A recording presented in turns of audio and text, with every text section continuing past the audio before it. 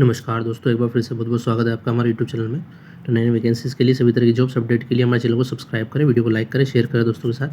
तो जैसा कि आप जानते हैं दोस्तों कि उसने जो है ड्राइवर की पोस्ट पे वैकेंसीज़ निकाली गई है। तो ये वैकेंसीज़ जो है आपकी 3 फरवरी 2025 से जो है इसका फॉर्म भराना स्टार्ट हो चुका है। सेंट्रल इंडस्ट्रियल सिक्योरिटी फोर्स द्वारा जो है CISF द्वारा, जो कि एक अर्धसैनिक बल है, इसने कांस्टेबल और कांस्टेबल कम ड्राइवर पंप ऑपरेटर की वैकेंसी निकाली गई है, जो कि 1124 पदों पर निकाली गई है। इसकी जो लास्ट डेट है आवेदन करने की वो 4 मार्च है, तो उससे पहले आप इसमें आवेदन करते हैं।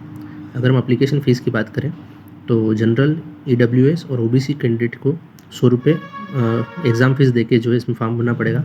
SC ST विद्यार्थियों के लिए कोई भी इसमें फ़ीस नहीं रखी गई है।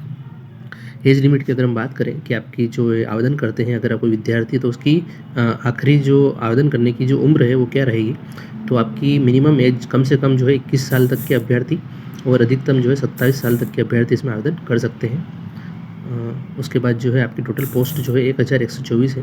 कांस्टेबल और ड्राइवर की जो पोस्ट है वो 845 है, और कांस्टेबल कम पंप ऑपरेटर जो है उसकी 279 पोस्ट है, 279 पोस्ट है।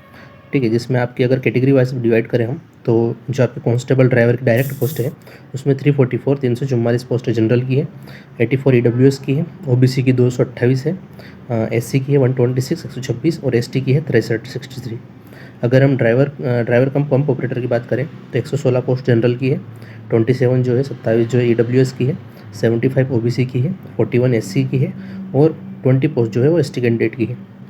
इसमें अगर आप आवेदन करना चाहते हैं तो देख लीजिए कौन कौन सी एजुकेशन क्वालिफिकेशंस आपको चाहिए। अगर आप किसी भी मान्यता प्राप्त बोर्ड से 10वीं पास हैं तो आप इसमें आवेदन कर सकते हैं। ड्राइविंग लाइसेंस आपका ज़रूरी होता है इस ड्राइवर की वैकेंसी के लिए, तो हेवी मोटर व्हीकल लाइसेंस या फिर लाइट मोटर व्हीकल लाइसेंस आपके पास होना चाहिए। 3 साल का आपके पास ड्राइविंग एक्सपीरियंस होना चाहिए, चाहे वो HMV में हो, ट्रांसपोर्ट व्हीकल में हो या फिर LMV में हो। और आप जो है इससे अधिक जो है आपको सिर्फ यही डॉक्यूमेंट जो है, ये क्वालिफिकेशन आपकी चाहिए होगी, आप इसमें फॉर्म भर सकते हैं। इसके बाद आपका एक फिजिकल स्टैंडर्ड टेस्ट PST होगा, जो सभी कैटेगरी के विद्यार्थियों के लिए अलग अलग होगा। जो EWS, जनरल और SC और OBC के विद्यार्थी हैं उनकी हाइट नापी जाएगी, जो कि 167 सेंटीमीटर या उससे अधिक होनी चाहिए, और चेस्ट जो है आपका 80 से 85 सेंटीमीटर होना चाहिए।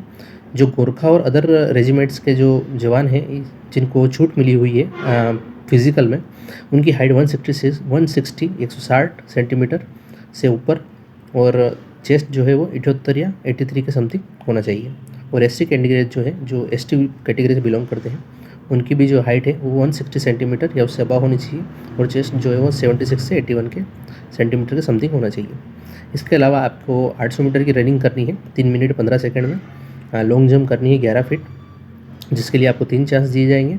हाई जंप करनी है 3 फीट 6 इंच, जिसके लिए भी आपको 3 चांस दिए जाएंगे। अगर हम सिलेक्शन प्रोसेस देखें, सबसे पहले आपका रिटन एग्ज़ाम होगा, फिर PST PET होगा, फिर आपका डॉक्यूमेंट वेरिफिकेशन होगा, फिर ड्राइविंग टेस्ट होगा, और फिर आपका जो है वो मेडिकल एग्जामिनेशन होगा। तो इस वैकेंसी का फॉर्म जो है आप भर सकते हैं। 3 फरवरी इसकी स्टार्टिंग डेट है। तो जो इस क्वालिफ़िकेशन को पूरा करते हैं इस वैकेंसी की, वो इसमें आवेदन अवश्य करें। इससे रिलेटेड अगर आपको कोई भी अदर जानकारी चाहिए तो आप हमें नीचे कमेंट करके पूछ सकते हैं, हम आपको अवश्य इसके रिलेटेड जानकारी प्रदान करेंगे।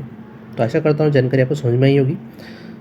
अगर हम रिटन एग्जामिनेशन की एक बात और करें तो रिटन एग्जामिनेशन आपका जो है टोटल 100 मार्क्स का होगा, जिसमें 100 नंबर होंगे और 100 क्वेश्चन होंगे। जनरल नॉलेज और GK और GS आएगा आपका 20 नंबर का 20 क्वेश्चन। एलिमेंट्री मैथमेटिक्स आपकी गणित आएगी 20 क्वेश्चन 20 मार्क्स के। आपका एनालिटिकल एप्टीट्यूड आएगा 20 नंबर का 20 question. Ability of observing the distinguish, ठीक है, और बेसिक नॉलेज ऑफ इंग्लिश और हिंदी 20-20 नंबर के आपके ये दोनों सेक्शन आएंगे। टोटल 100 क्वेश्चन रहेंगे जो 100 मार्क्स के आएंगे, और आपको टाइम दिया जाएगा 2 घंटे। तो मैं आशा करता हूँ जानकारी समझ में आई होगी आपको। इससे अधिक जानकारी इसमें और तो कुछ है नहीं। अगर आपको कोई भी जानकारी इसमें समझ में नहीं आती है, एक बार आप इसका नोटिफिकेशन अवश्य पढ़ें। अगर आपको किसी भी चीज़ में डाउट होता है तो आप हमें अवश्य कमेंट करके पूछें, हम आपको अवश्य जवाब देंगे। तो आशा करता हूँ जानकारी समझ में आई होगी आपको। अगली वीडियो तब तक के लिए जय हिंद, जय भारत दोस्तों।